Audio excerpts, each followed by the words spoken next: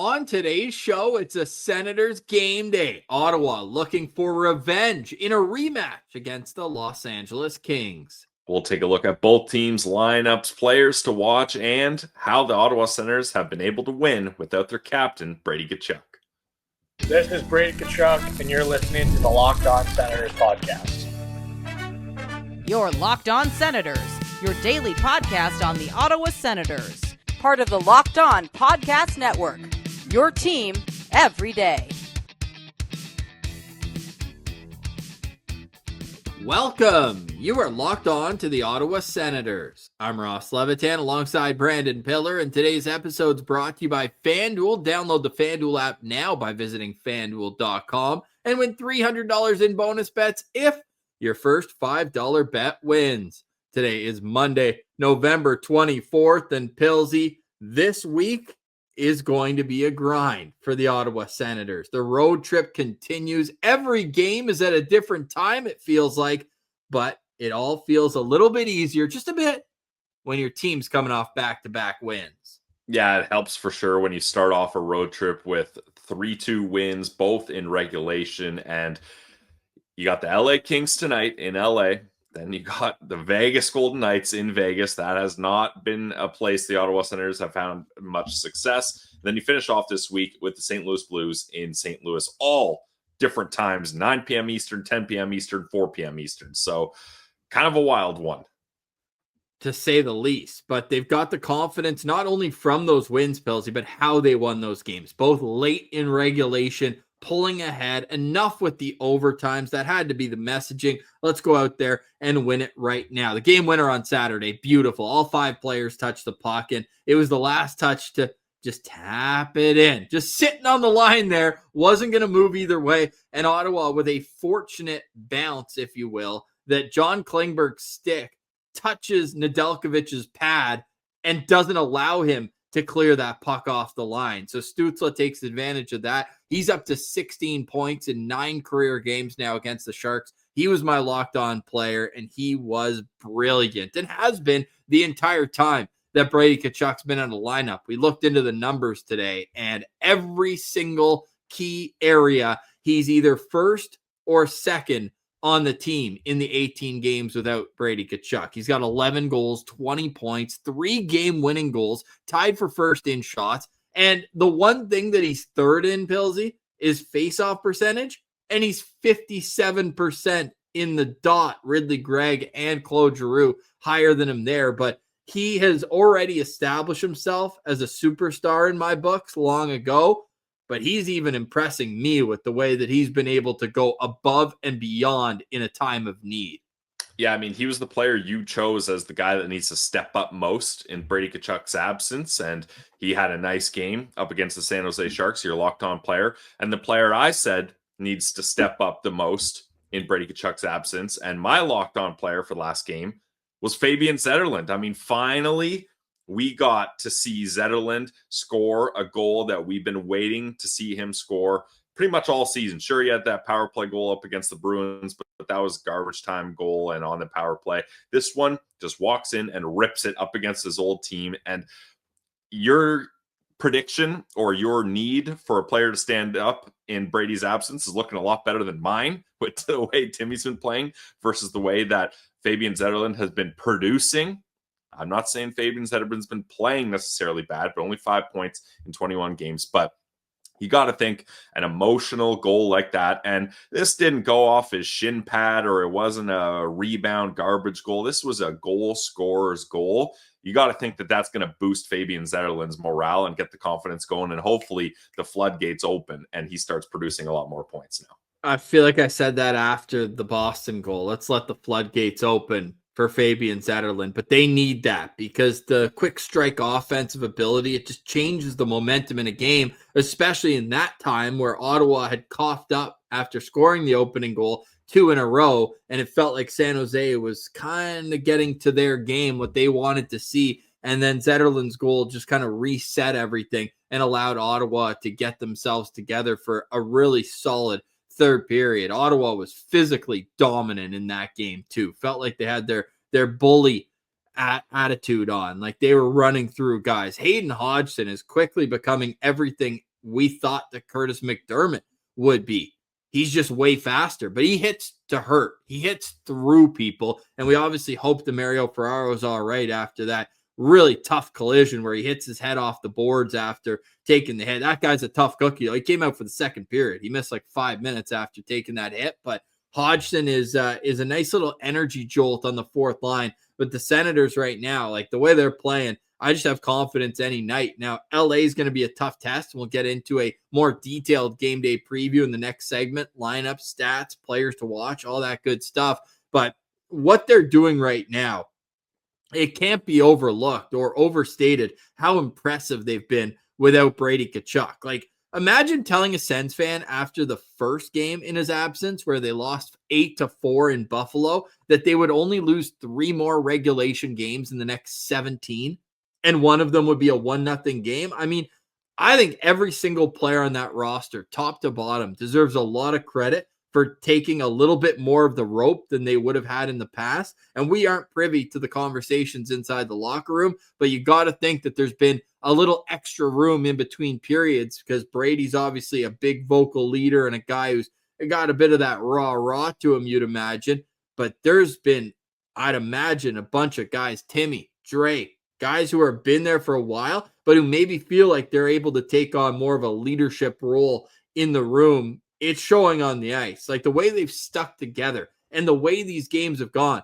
Those would have been 2 regulation losses, tied in the third period with 10 minutes left in both games. Like, chalk it up as a loss the last couple of seasons. So they're rewriting the way that the perception of the fans have of them, the way they've been able to play. So I just think it's incredible to see. And the growth of these players, I've seen some say that, like, are you worried about putting Brady back because they're playing so well?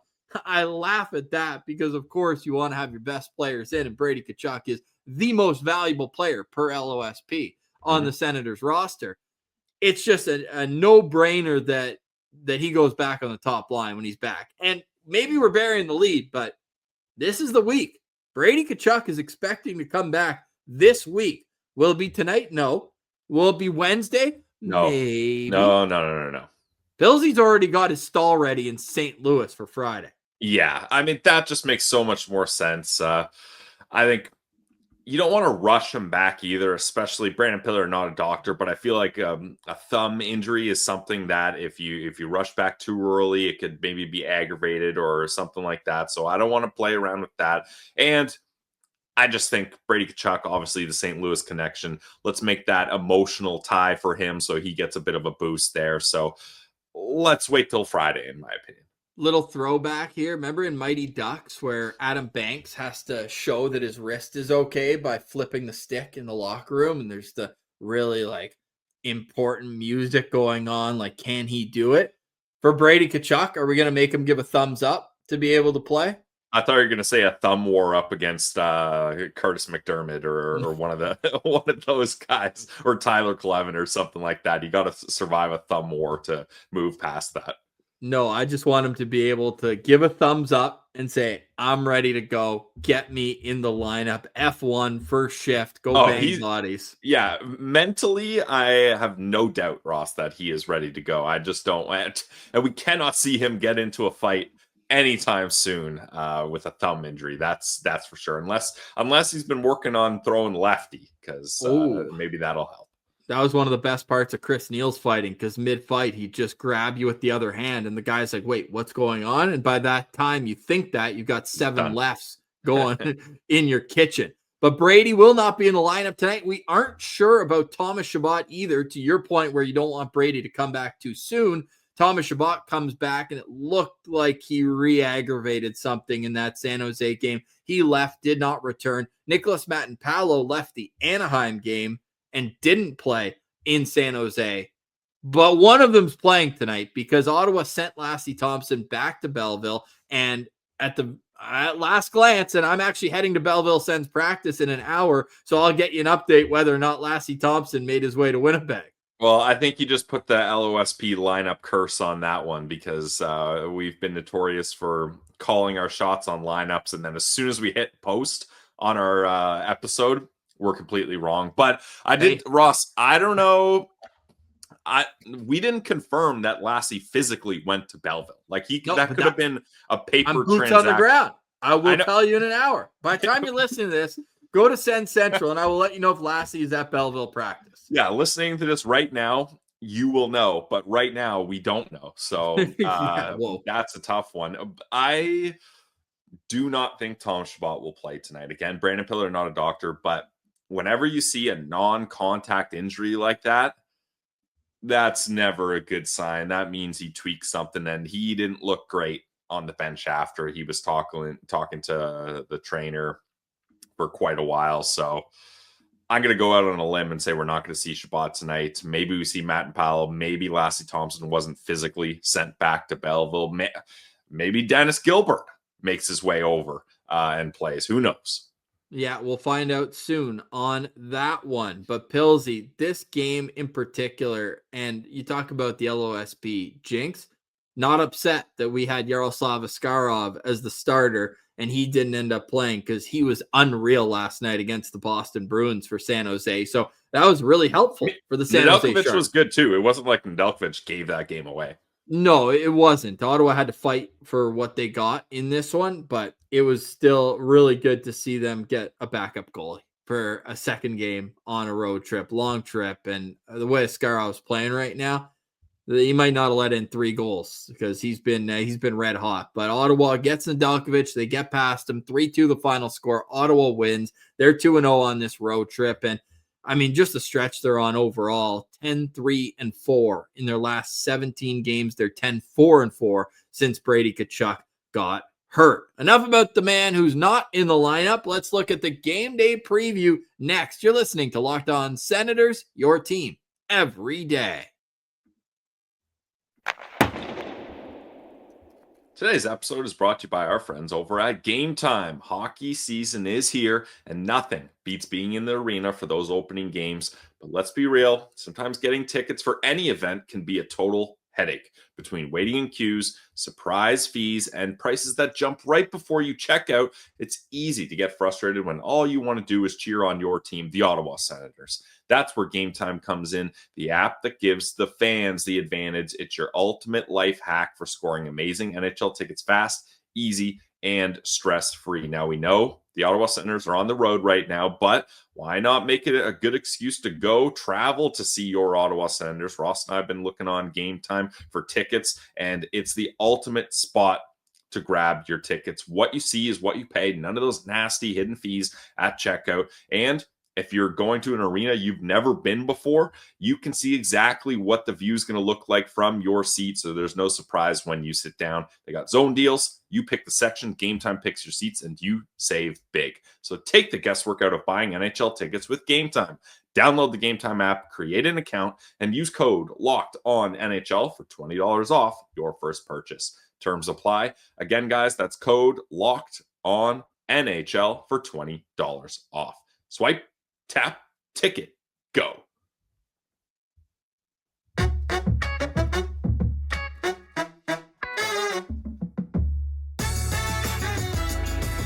All right, Pilsy. So it is a 9 o'clock Eastern start tonight in Los Angeles. We will have the postcast for you immediately following the action that you can watch on Prime Monday Night Hockey. Note that this is a Prime game, so you got to go to there. It's not on your basic cable subscription, but it is well worth the price. If you don't already have Prime, it is phenomenal. And Chris Pronger is going to be on the broadcast tonight. Pilsy, he was also on Hockey Night in Canada Saturday night, and he made a comparison that some OG citizens might remember from Locked On Senators back in 2020.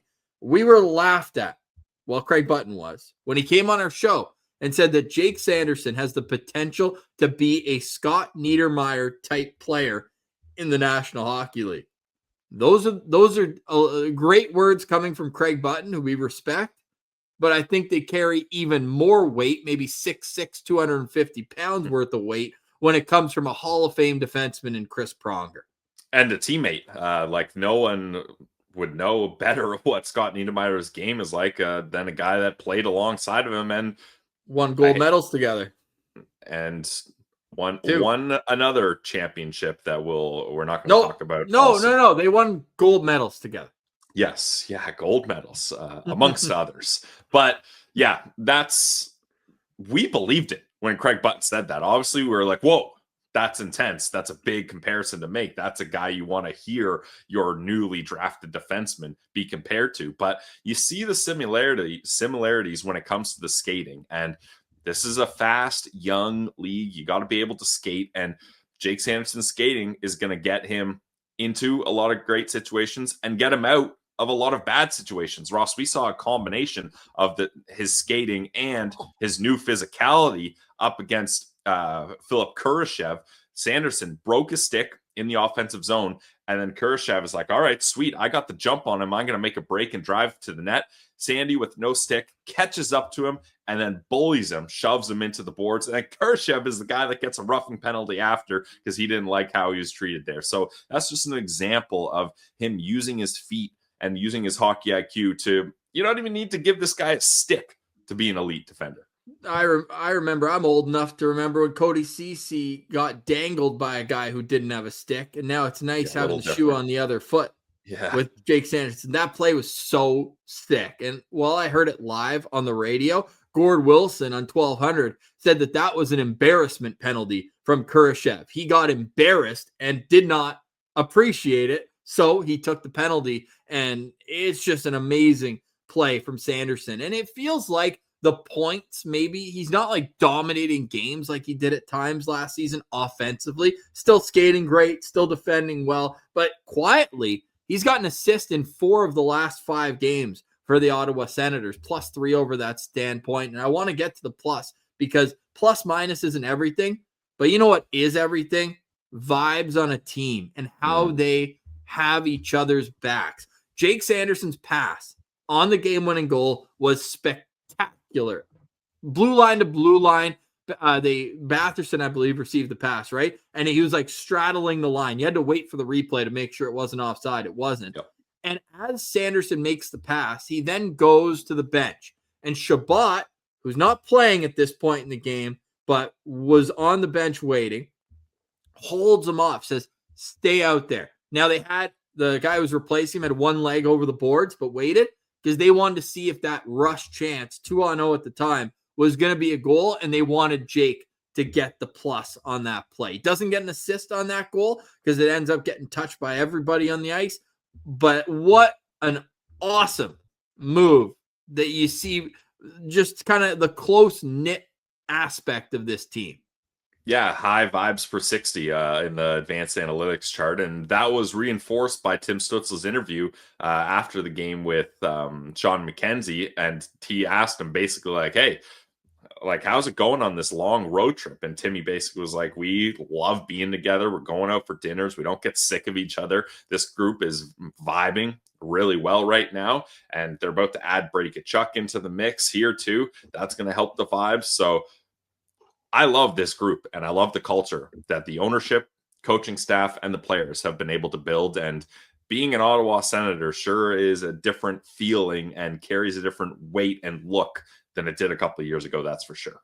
And the boys had a good Sunday night in Los Angeles. It looked like, at least from Stephen Halliday's Instagram, that they got some field-level access to the LA Rams Sunday night football game. So I hope the boys had a great day off, well-deserved with the way they're playing, and that they're back on the horse tonight. Not the 7-horse yet, but they're back on the horse, taking on the Kings, who beat them 1-0 in Ottawa just 2 Saturdays ago. Now, Drew Doughty was injured in that game, and he's out for a while. He's not playing tonight, and I don't know if it was a broken foot. Was it a broken foot or just a sprain? Look, people can say what they want about Drew Doughty being a little bit older, but this guy, I thought he was great at 4 Nations, having a good start to the season. Like, he's on my team, Canada, for sure.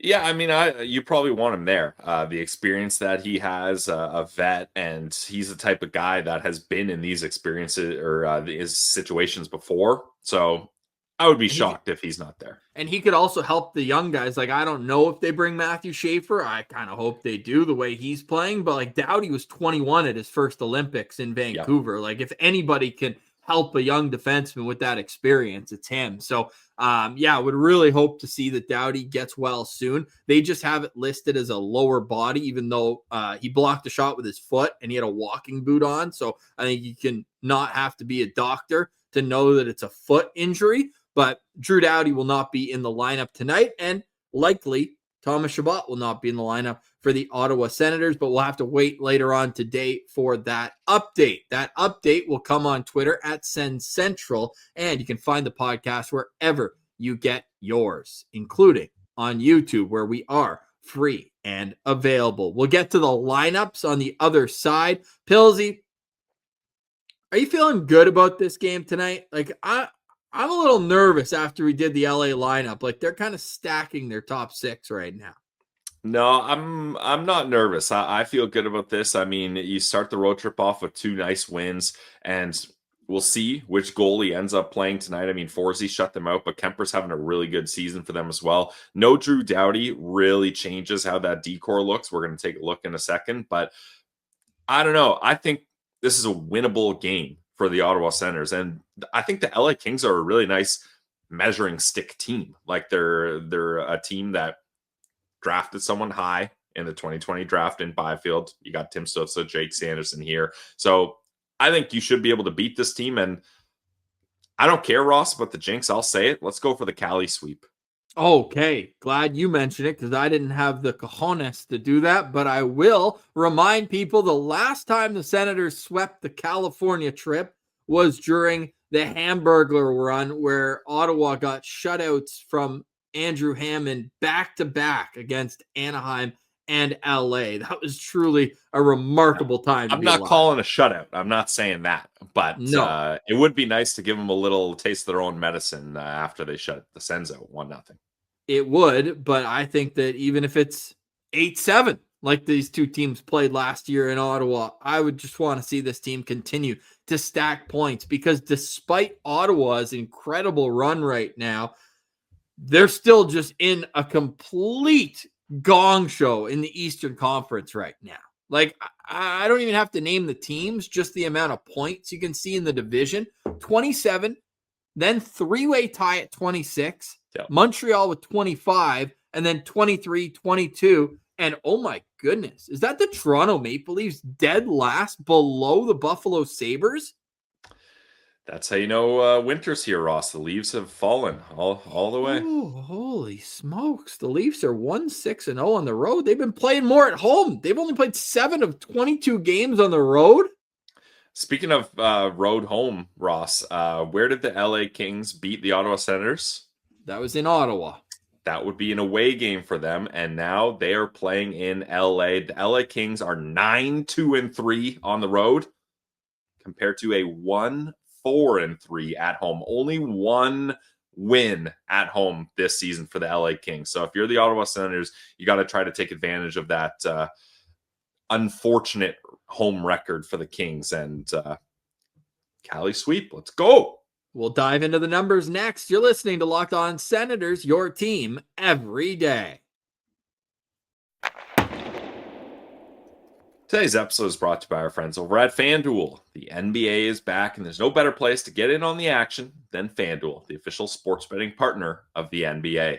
Even if you miss the start of the game or you want to ride that hot hand, FanDuel has live bets on everything from who will score next to fourth quarter comebacks. Plus, you can even combine your live bets into a same-game parlay for a shot at a bigger payout. It keeps every game exciting, especially when your team's making that late push or your team's making a push late at night with the Ottawa Senators in LA. That game starts at 9 o'clock Eastern. And on FanDuel, the Ottawa Senators are underdogs at plus 122, and the over-under set at 5.5. So if you want to get in on that, do it with FanDuel. And if you're a new customer, FanDuel is giving new customers $300 in bonus bets when your first $5 bet wins. So head to FanDuel.com to sign up and play your game with FanDuel, the official sports betting partner of the NBA.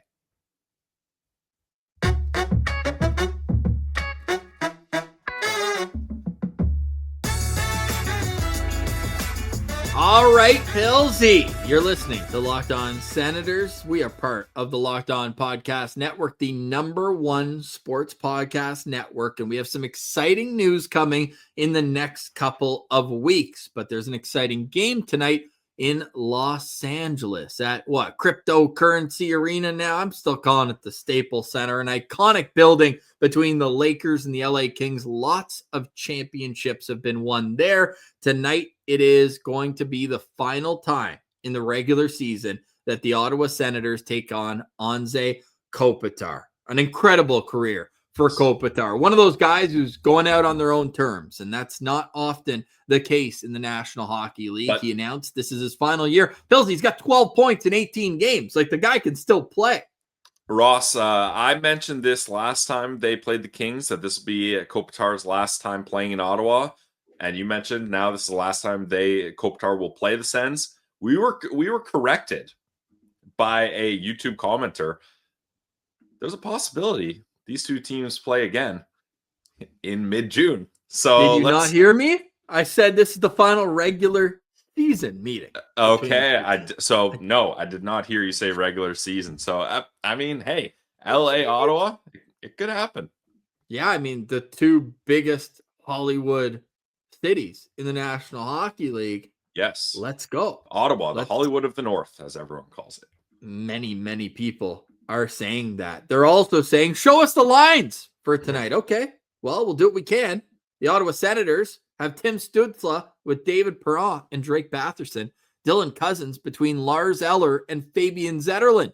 Shane Pinto is centering Michael Amadio and Claude Giroux. And then Stephen Halliday is going to be dishing to Nick Cousins on one wing and Hayden Hodgson on the other. We've got Jake Sanderson with Artem Zub. For the first time ever, we have a question mark. We don't know if it's going to be Thomas Chabot, Nicholas Matenpalo, or a surprise. But we do expect Nick Jensen to be on the right side there. And then Tyler Clevin with Jordan Spence. Pilsy, this would be a Levi Merilainen game for me, I got to tell you. Yeah, I would like Levi Merilainen to play as well, which means it's almost guaranteed Linus Ullmark will start. It would just be rude to throw him out in Vegas. Yeah, I don't want to see Levy go in Vegas, and Ullmark should be up to that task, in my opinion. And I think schedule-wise, we've gone through this, but schedule-wise, it makes sense for this to be a spot for Merilainen to play. Let's go Tim Stützle, Ross, as my locked-on player. You mentioned how successful he's been as of late, and he's really stepped up. And I love the German connection, the German owner of the LA Kings. He made it very clear he was disappointed that the Kings didn't go with Stützle, went with Byfield instead. And if you're Timmy, you want to keep showing teams that missed opportunities to draft you. The San Jose Sharks, a different way. They traded the pick that ended up being Tim Stützle, but the LA Kings, he was right there for them, and they went with Quentin Byfield. So I want to see Timmy stick it to them a little bit here as well and shoot that puck.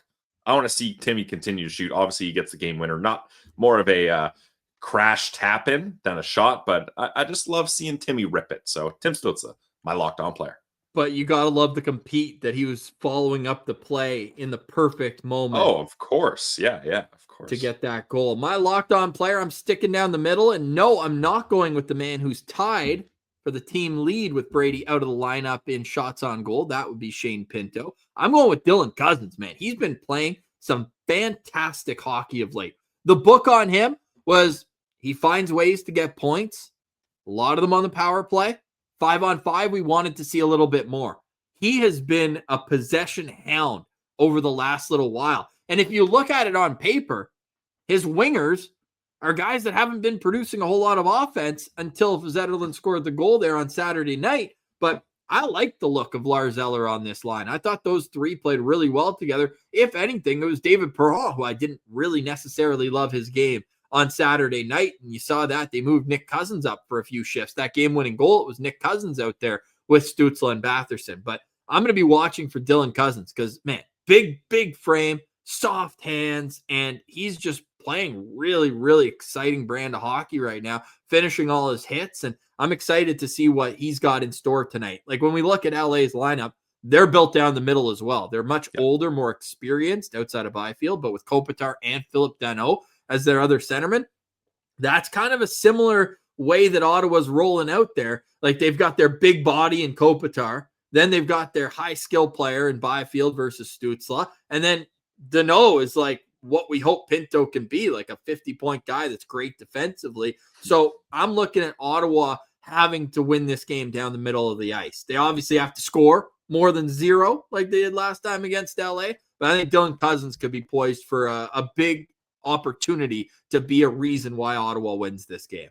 Yeah, I mean, Dylan Cousins' game has been great as well. He had a lot of opportunities up against the Ducks, 6 shots and 3 or 4 prime scoring chances, and wasn't able to bury one. So I wouldn't mind seeing him get one tonight as well. Yeah, 6 points in his last 6 games for Dylan Cousins, 13 shots on goal and 17 hits in those 6 games. So he's playing some real nice hockey, and we'll hope that continues tonight. The Ottawa Senators' opponent tonight is the Los Angeles Kings, and they've loaded up their top line here. Quinton Byfield at center between Kevin Fiala and Adrian Kempe, fresh off a contract extension. He signed, a day or 2 after Ottawa and LA last played? Then you've got Andrei Kopitar with Trevor Moore and Andrei Kuzmenko, who wasn't in the lineup for that game.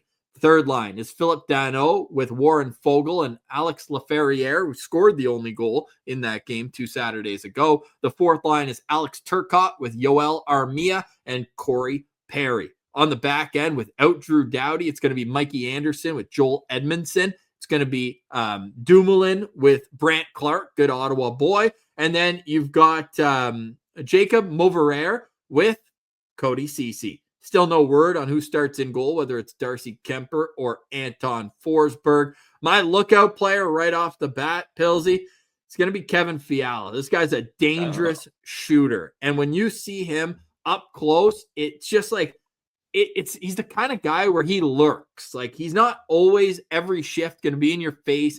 He's not going to be digging the puck out of the corners every shift, that sort of thing. But if you give him any sort of space, he can make you pay. So I need Ottawa to be aware when he's on the ice, because Kempe has so much speed. So does Byfield. Those guys can kind of make you focus on them. And then Fiala can just come out of nowhere, and he's a dangerous shooter. He's got 9 goals leading the LA Kings so far this season. So I'm going to be watching out for Kevin Fiala, and I'm hoping the Sens do the same. Yeah, Fiala's nasty. I really like him. I was kind of hoping the Sens were going to win the Fiala sweepstakes when he was available, but he ends up going to LA instead and signs. I mean, now, Ross, you look at that deal now. He's got 4 years left at 7.875. That is insane value at 29 years old, and with the way he's able to put up points. Yeah, and I'll also throw a little bonus out there. Corey Perry, he got booed when they announced his name in the home opener, because he was obviously an Anaheim Duck for so long that I think it was just like muscle memory. They heard his name in Los Angeles and said, no, dude, go back to Orange County, get out of here. Well, he is quickly turning them into fans. 40 years old, Pilsy, and he got hurt in preseason, missed the first 6 games of the year. He's got 7 goals and 12 points in 16 games. So in a fourth line role, that's pretty outrageous production down there. Yeah, now he does play on the top power play. That's where he gets a lot of his time. But Ross, we mentioned earlier, Sens Kings Cup final possibly. Well, you're going back to Corey Perry being on that Ducks team? No. Okay. Acquiring Corey Perry is basically a guarantee you make it to the finals and lose. So just because we had the Pronger Niedermeyer thing earlier, I was like, really? Now we're talking Corey Perry? I'm not talking about that. Look at what. Oh. Is it the last 5 of 6 finals? He's been the loser. So the loser. And if it's the best loser, if it's Kings Sens and he's on the Kings, you gotta like how that looks.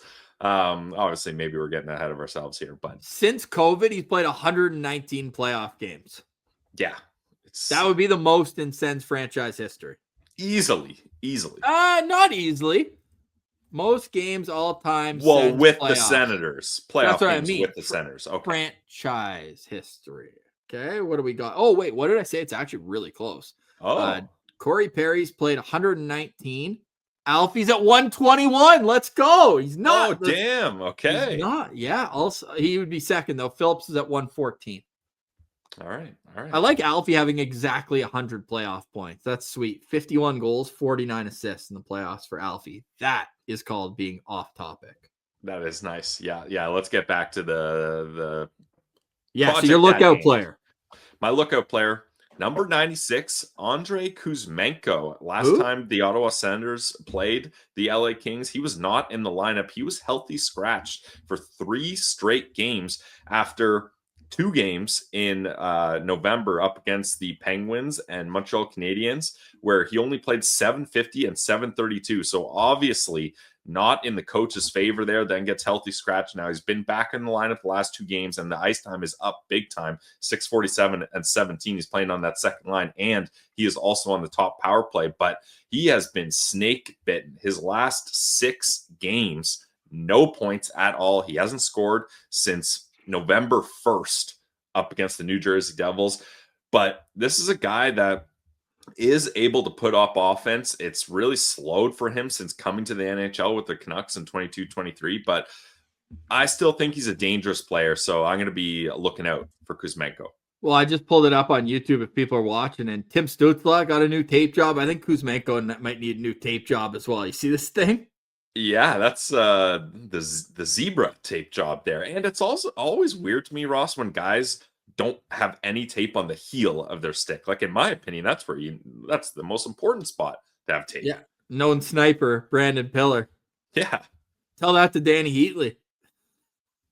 Heater. No, he was just at the top. He was the top end guy. Oh, yeah. Leaving the top open. No. Only had tape on the top. He probably did like 3 rounds at the top, and that was it. Oh, yeah? Damn. Well, that's all he needed. What do I know?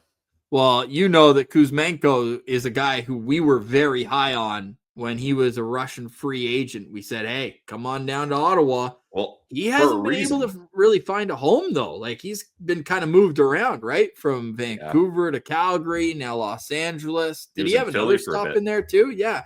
Like, but his first year, Ross, he had 39 goals and 74 points in 81 games. Yeah. Crazy. That is actually, like, he does produce, and that is a good call because he's getting a top 6 look tonight, and he doesn't have to be the defensive conscious on a line when you have Kopitar on it. So I like that call as a lookout player, Andrei Kuzmenko. Now, you mentioned the home road splits for the Los Angeles Kings. Do you think, like, what do you think could be the reason for that? I'm looking at their team, and I think they should be good wherever they play. So I'm a little confused at why they have been unable to play well at home so far this season. Yeah, I have no clue, Ross. Like, that's a head scratcher for me for it to be that different. Like, only 1 home win and then being able to stack points up on the road is tough. But my key to victory is this is the battle of a stoppable force meets a movable object. Now, what I'm referring to here is the LA Kings power play is where are we? 29th in the league at 14.3%. Not very good. That's the stoppable force. However, on the flip side, the movable object is the Ottawa Senators PK, sitting at 31st at 70%. So now the Sens PK has been better, but this is going to be an opportunity where the Ottawa Senators should be able to shut down this power play unit. Like we talked about, you got a 40-year-old Corey Perry who's playing 4th line minutes, 5-on-5. And then you got a guy that's been healthy scratched for 3 straight games. Now he's played 2 coming back, but has no points. So you got to find a way to stop this power play, boost your PK, and maybe even find a way to produce some offense shorthanded on the penalty kill, because those are some slow boots out there for the LA Kings. So this is an opportunity. Not only that, they're still rolling with the 5 forward unit. They've got Kempe and Fiala as their points on the top unit. They obviously don't have Drew Doughty anymore, so they're going 4 forwards on the second unit as well. So just something to keep an eye out for tonight. And in the last 6 games, the LA Kings have been as bad on the power play as good as they are on the penalty kill. They're 1 for 19 on the power play, but they've scored 2 shorthanded goals, and they're 13 for 13 on the kill in the last 6. Yeah. So damn. That's dangerous. And Ottawa's 2 power plays against them 2 weeks ago were both early on in the game, and they didn't score on them. And then the rest was history. So we'll see if Ottawa can jump on them early here. Ottawa lifetime in Los Angeles, 5-9-1-3. That one is a tie back before 04-05 when those still existed. But I mean, only 5 wins in 18 games in Los Angeles. So we'll see what Ottawa's got in store for them tonight. I can't wait for this one, though. Really excited. Glad it's not 10 p.m. start. We get it an hour earlier, which is appreciated. But really, really think that Ottawa has an opportunity for something special because Vegas ain't going to be easy. You've got the St. Louis Blues on Friday, and they're going to be hungry. They're pissed off the way their season started. And then the Dallas Stars on Sunday. And I want my final thoughts to be about the Dallas Stars. Did you see that Mikko Rantanen ended up getting fined for embellishment on the play with Linus Ullmark in the third period where he ran into him and started looking for a call? There was no call either way on that play, but it's like he ended up Mikko Rantanen got suspended automatically a game because he got 2 game misconducts in short succession. It's like, well, he should have got a 4-game suspension and take him out against Ottawa. Yeah, I mean, it's crazy that it's taking them weeks to put that fine in. I don't know how that works. Maybe there's a lot of paper pushing that has to happen, but yeah, for $2,000, there's probably more than $2,000 worth of effort and payroll going into finding a guy. $2,000. How much money does Mikko Rantanen make? Like percentage of salary? That's like buying a pack of gum. Yeah, it's pennies for him. For the you won't average even person. notice that.